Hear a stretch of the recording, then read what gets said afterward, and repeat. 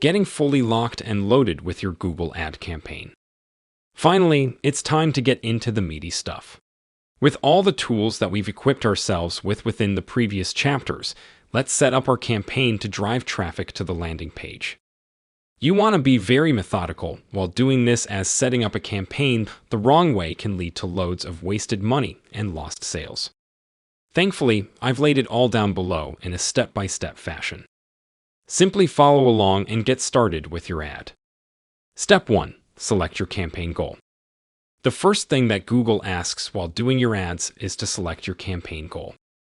Unless you have a specific need to promote a blog post or build awareness, I recommend choosing sales or leads. Sales should be the goal for most businesses. Leads are ideal for local businesses and consultancies. For now, let's proceed by choosing sales. Step 2. Choose the campaign type. Next, you'll get the option to choose between the different types of campaigns that Google recommends with the campaign goal: sales, search, display, or shopping. Click on Search and proceed forward. Depending on the type of your business, you can choose the main method you'll be making sales. You can choose multiple if you want. Click on Website Visits, enter your website URL, and continue. Step 3. Choose General Settings. Give your campaign an appropriate name, and uncheck the box next to Google Display Network. This is because we're currently focusing on search only. After you've got some results with that, feel free to expand to the GDN. Right below that, you will get the option to enable Google's dynamic search ads.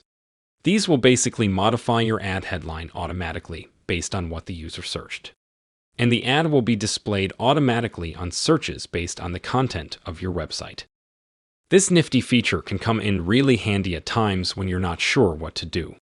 But the reason I don't recommend that you use this feature for now is that you lose control of your ads to a large extent, which is something you should always avoid unless given a strong reason for the same.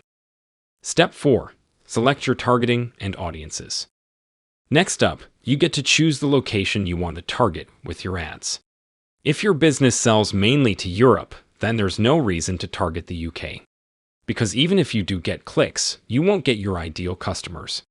Click on Location Options and select people in your targeted locations. Next up, select the language spoken by your customers. In this case, we'll select English. Don't select anything under Audiences, as those options are only useful when we're marketing or running ads across GDN or YouTube. Step 5. Define the budget and bidding. This is where Google allows you to define the daily budget. Go back to the competitor research you did and see the average bid your competitors are getting results on. You want to bid a little bit higher than that. Or you can just get started with a $10/day budget and modify it as you go along. The bidding section allows you to select the focus of your campaign and a target CPA. Clicking on Select a Bid Strategy directly will allow you to choose from the multiple bidding strategies we talked about in the chapter on bidding strategies. Since we're focusing on sales in this campaign, just choose Conversions and proceed. Step 6. Set up the ad groups. A typical Google ad account is structured like this. The steps we've taken so far have been to set up the campaign. Now we move on to set up the ad group. This ad group can have multiple ads. Keep the ad group type as standard. Begin by giving a name to the ad group. In the box below, enter the keywords you want to run the ad on. Make sure you ignore the keyword ideas suggested by Google on the right. There are many ways you can set up the ad groups inside the campaign. You can choose to put a single keyword inside an ad group to micromanage the ads. Or you can choose to have one ad group for a particular match type. To begin with, it's best to have one ad group for one product or service, and enter the multiple match types inside that. This allows you to run multiple ads for multiple products and modify them according to the results quickly. Press Save and continue when you're done with the ad groups. Step 7. Creating the ads. The number one tip I'd like to give you while creating your ad, especially if you aren't a PPC rockstar yet, is to don't try to be too original or clever with your ad. As I talked about during the chapter on competition domination, you want to mimic your competitors' successful ads and put your own twist on them to make them better. Trust me, I know how tempting it can be to create something unique. But you need to know that your competitors' ads are working for a reason. You need to capitalize on that and make the most ROI. You can always experiment later when you've mastered the ins and outs of Google Ads. Click on New Ad and begin creating your ad after analyzing your competition properly.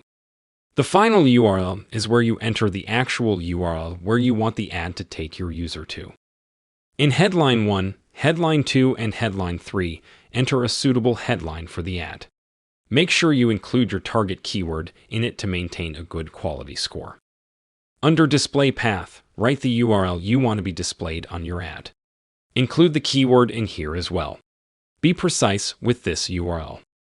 In Description 1, write a powerful hook for your product. Take a look at your competitors' ads to get inspiration for this. Description 2 should have a powerful CTA, which asks the user to take action. Click on Done and press Save and Continue. This will take you to a confirmation screen where you simply need to click Continue to Campaign. Now you can go to your campaign screen and see your campaign.